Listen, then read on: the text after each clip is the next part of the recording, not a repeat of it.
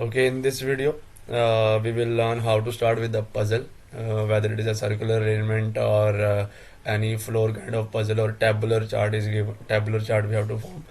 But thing is, how to start with the puzzle. The main points to consider while solving the puzzle. So, first of all, we have to analyze and collect all the direct statements provided in the puzzle.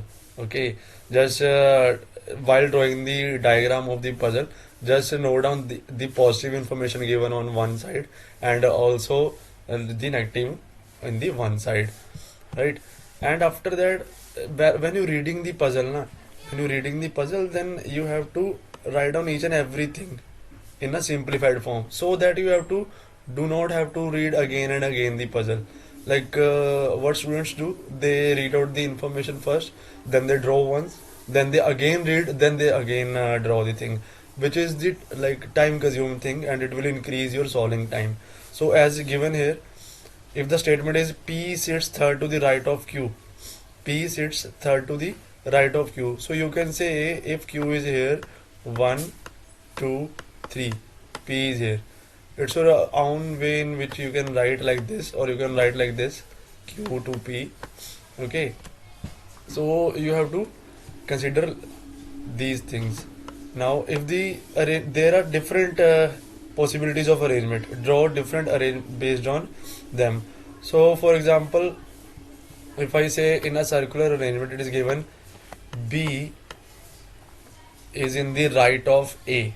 B is in the right of A, and it doesn't mention that they're facing outside of the center, or they're facing inward, or they're facing toward the center. So possibilities can be like this, or possibilities be here and here. Both cases are possible if they're in which direction they are facing, it is not mentioned. So you have to draw the possibilities to solve in a efficient way. Right? Let us move further. So it is given that as you read, keep cancelling out the possibilities that do not follow or go against the information that is provided in the puzzle. So as I mentioned earlier, note down the each and everything in your own way, and after that cancel out the information which is not falling in your puzzle or while making the diagram. In the end, you will be left with only one possibility, and that will follow all the positive as well negative statements. So you will be having the solution in this case.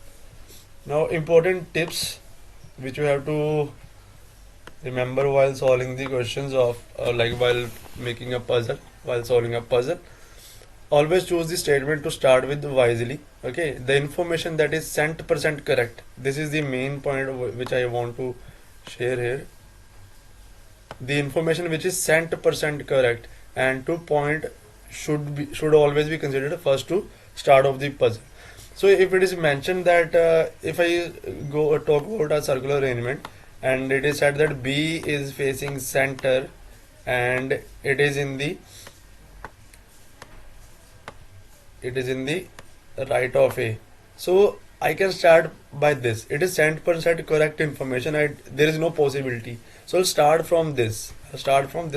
Statement given, right? Okay. Next is never choose to assume anything on your own. Okay.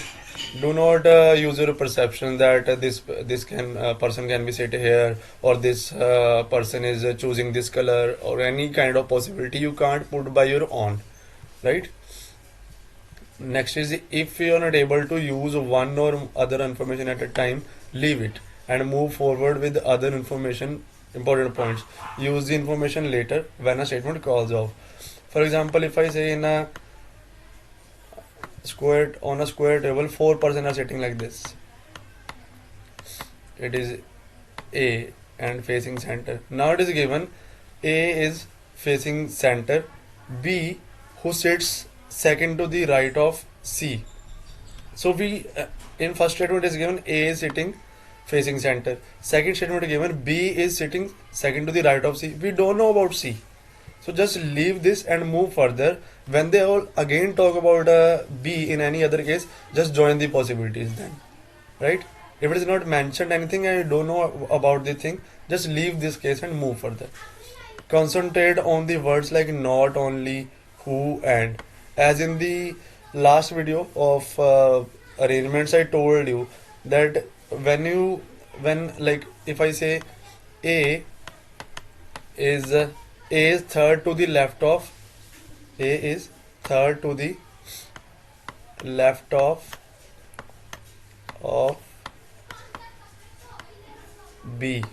Now it is given comma, who is second to the right of C. So in this case, whenever the after comma, if it is given who, so A is third to the left of B, who is, now they are talking about B here. Okay, if it is not given who, then any other word and or, so you will go with only the first person here.